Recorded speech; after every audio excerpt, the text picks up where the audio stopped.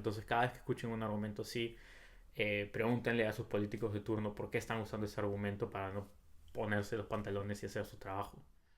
Este es un video donde me voy a desahogar un poco. La verdad estoy un tanto cansado de ver cómo las personas caen tan fácilmente con argumentos que no...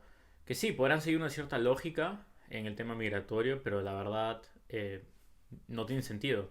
Claro, serán válidos de acuerdo a la lógica en la que se presentan, pero no suenan bien, no son argumentos sólidos, ¿no?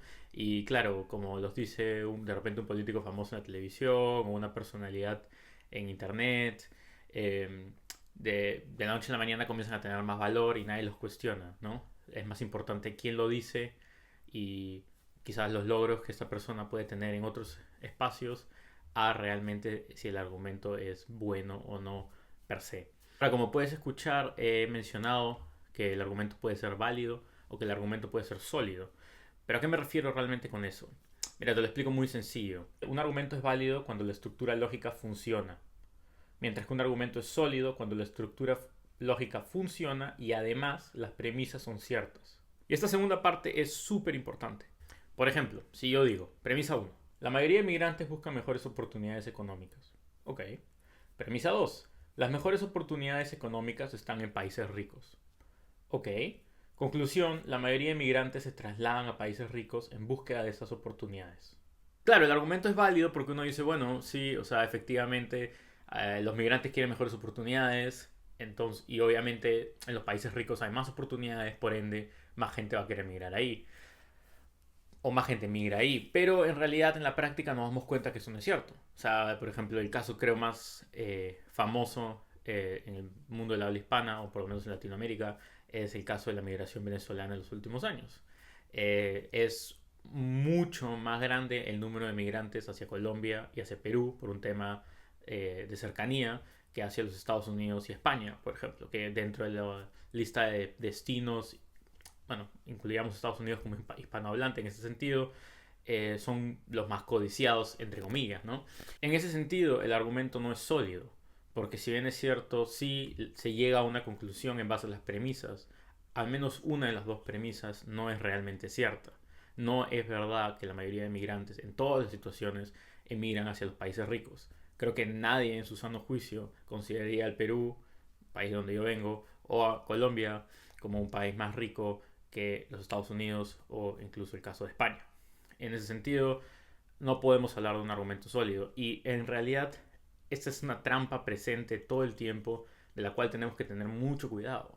Los argumentos sólidos son sólidos precisamente porque nos dan las preposiciones son ciertas y generan una cierta firmeza a la hora de hablar, de generar argumentos, los cuales nos permiten llegar a conclusiones lógicas que realmente vale la pena defender. Por supuesto que el uso de argumentos válidos pero no sólidos sucede en otros ambientes, no digo que eso sea un tema exclusivo de la migración, sin embargo hoy día estamos hablando de migración y sí es interesante ver cómo en muchos casos políticos, personalidades ya sea de televisión o de internet, periodistas, utilizan este tipo de argumentos dentro de su discurso para defender campañas precisamente antimigratorias. Por ejemplo, seguro que has escuchado la típica frase los migrantes quitan empleo a los locales. Si planteamos esta frase como un argumento, más o menos nos quedaría de la siguiente forma. Premisa uno, si hay migrantes, hay más personas compitiendo por los mismos empleos.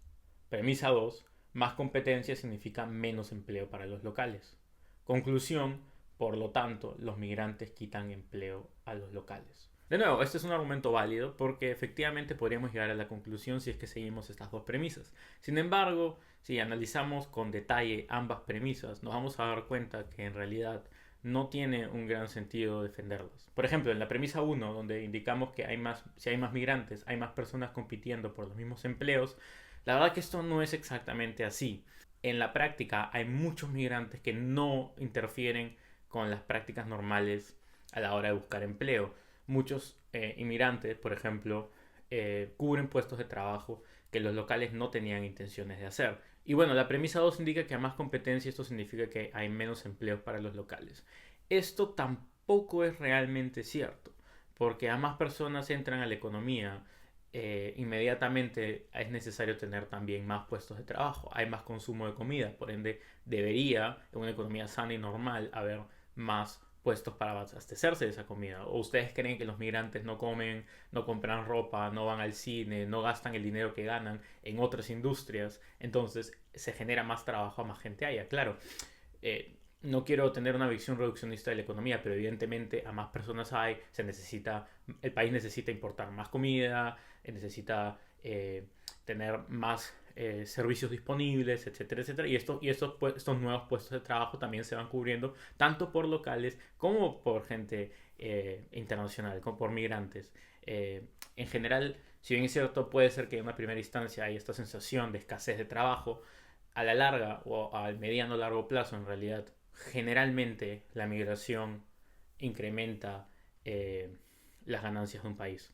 Ahora, otras personas podrían decir, no, mira, pero es que ese no es el argumento que se usa contra, no, o no es el único argumento que se usa frente a la inmigración. De repente las quejas van más por el lado de la inmigración tan violenta y tan rápida, o de repente la inseguridad percibida con el ingreso de tantos migrantes de diferentes culturas, o la falta de vivienda. Y bueno, a ese tipo de comentarios mi respuesta sería que no hay que mezclar papas con camotes. Cada argumento tiene que ser defendido o atacado como un argumento individual. No tiene nada que ver si es que hay más inseguridad o menos inseguridad con el tema laboral. También se tiene que tomar el tema de inseguridad muy en serio y hay que considerarlo, pero al menos en el punto laboral no es realmente una influencia. En ese sentido, sí tendría que decir que cada argumento hay que evaluarlo independientemente, y con esto tampoco no quiero decir que toda migración es buena y que se tienen que abrir las puertas y no cuestionar a quién está entrando a cada país. No, por supuesto, creo que obviamente en cualquier grupo humano van a haber personas con buenas intenciones y personas con malas intenciones, pero sí hay que, bueno, escarbar un poco entre la paja y buscar cuáles son argumentos válidos hacia la migración y cuáles son argumentos eh, pues desechables. No me gustaría terminar el video sin, por ejemplo, analizar un ejemplo más, ¿no? Porque siento que, claro, como que te he dado dos, pero veamos uno un poco más controversial, como por ejemplo es el tema de la inseguridad. Un argumento que se ve mucho en medios es que la criminalidad aumenta a, a un ratio proporcionado con el número o el ingreso de migrantes al país.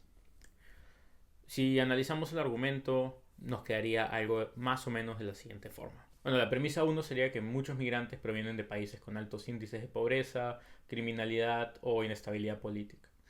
La premisa 2, si alguien viene de un lugar con alta criminalidad o pobreza y además llega con pocos recursos y oportunidades, es más probable que cometerá delitos. La conclusión entonces sería que los migrantes aumentan la delincuencia. Como podemos ver, una vez más, el argumento es válido, pero realmente no es sólido porque las premisas caen en generalizaciones y realmente es muy difícil poder siquiera intentar defenderlas o demostrarlas. Primero, hay un grado inherente de moralidad en las personas, entonces, independientemente de la condición social o de la situación que una persona está viviendo, creo que muchas personas ni siquiera se les pasaría por la cabeza delinquir por más de que se encuentren en una situación precaria o de necesidad. Además hay una falsa relación causal, porque una persona venga a un lugar peligroso no lo hace un delincuente. Creo que, y me incluyo, viniendo de Latinoamérica, creo que muchos de ustedes que ven mis videos, porque veo las estadísticas, vienen de diferentes países de Latinoamérica: Argentina, México, Chile, Colombia, Perú, Ecuador, Bolivia, y claro, no porque vengamos de estos países donde hay un cierto grado de criminalidad, o se podrían considerar ciertas zonas de estos países peligrosos, significa que somos ladrones o malas personas. Y por último, y creo que el más importante, hay falta de datos reales. No se ha podido confirmar realmente que la migración incrementa la criminalidad. Hay estudios hechos para países como Estados Unidos, Perú, con el caso de los venezolanos, en general en Chile también, en España no se ha podido confirmar. Entonces no hay evidencia ni siquiera Ya es un tema, ya ni siquiera pasa por un tema filosófico, es que también en la praxis no se ha podido confirmar. Entonces, cada vez que escuchen un argumento así, pregúntenle a sus políticos de turno por qué están usando ese argumento para no ponerse los pantalones y hacer su trabajo. Ahora, por favor, que no se me malinterprete, no estoy diciendo que todos los emigrantes hay que ponerlos en un santo pedestal y hay que abrir las puertas. No, por supuesto que no. Creo que hay que hacer los debidos procesos. Si hay que revisar quiénes son exactamente las personas que están entrando, pues habrá que hacerlo. Si hay que tener un poco más de repente, mano dura a la hora de ver quién entra y quién no. Si es necesario, pues hay que hacerlo. Solamente lo único que estoy diciendo es que muchas veces los políticos de turno o las personalidades de turno utilizan el discurso migración para echar la culpa a un montón de cosas. Yo personalmente vivo en los Países Bajos y veo cómo acá hay una falta eh, de vivienda y se le echa la culpa a los migrantes. Se le echa la culpa como si estas personas, que ellos además no sabían que iban a venir, porque claro, muchos de los migrantes que vienen por situaciones de guerra que no estaban predecidas, ¿no? Que nadie sabía que iban a suceder. Eh, pero le echan la culpa a estos migrantes por la falta de viviendas que ellos tienen desde antes que esta migración llegara. Claro, el único tema es que ahora se ha exacerbado, es tan grande que pues no, ya se salió de control. Los migrantes pueden ser la gota que derraman el vaso, pero el problema ya existía de antes y los políticos ahora utilizan esta excusa para limpiarse las manos. Y es lo mismo que pasa hablando, por ejemplo, de Perú.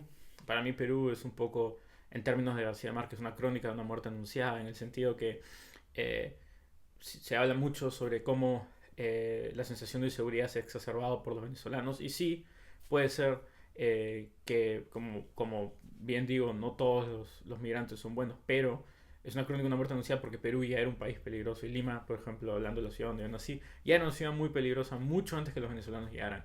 Entonces los venezolanos pueden haber sido quizás, o ni siquiera los venezolanos, porque ahorita también estoy tirando tremenda generalización espantosa, pero un pequeño grupo de venezolanos que no han llegado a trabajar, que no han llegado a estudiar, que no han llegado a hacer una vida, sino han llegado a delinquir, pueden haber llevado la violencia o la criminalidad a un siguiente nivel.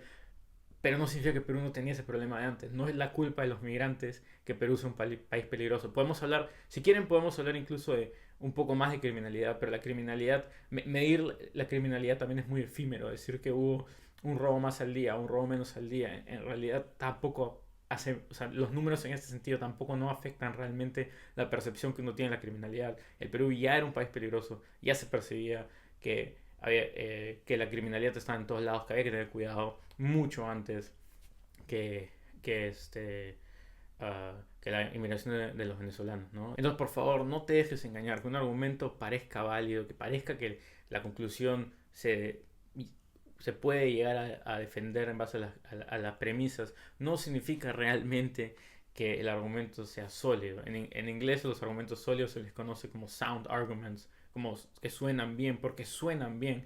Cuando un argumento está bien defendido desde las premisas, realmente suena bien, es como tiene sentido, tiene lógica lo que estás diciendo. Pero para hacer ese trabajo hay que dejar de lado a quién está diciendo las cosas, qué medio nos está entregando la información y escuchar las palabras, olvidarnos del medio, sino concentrarnos solo en el mensaje, que es muy difícil. Y McLuhan, eh, este famoso comunicador canadiense, lo trae, ¿no? El medio es el mensaje, porque es muy difícil separar al medio del mensaje, precisamente. Pero en este caso tenemos que intentar, quizás no separarlos por completo, pero al menos entender de dónde vienen, por qué el medio me da este mensaje, por qué este canal de televisión X defiende tal postura, por qué este político X defiende tal postura. La cancha está servida para hacer un mejor trabajo.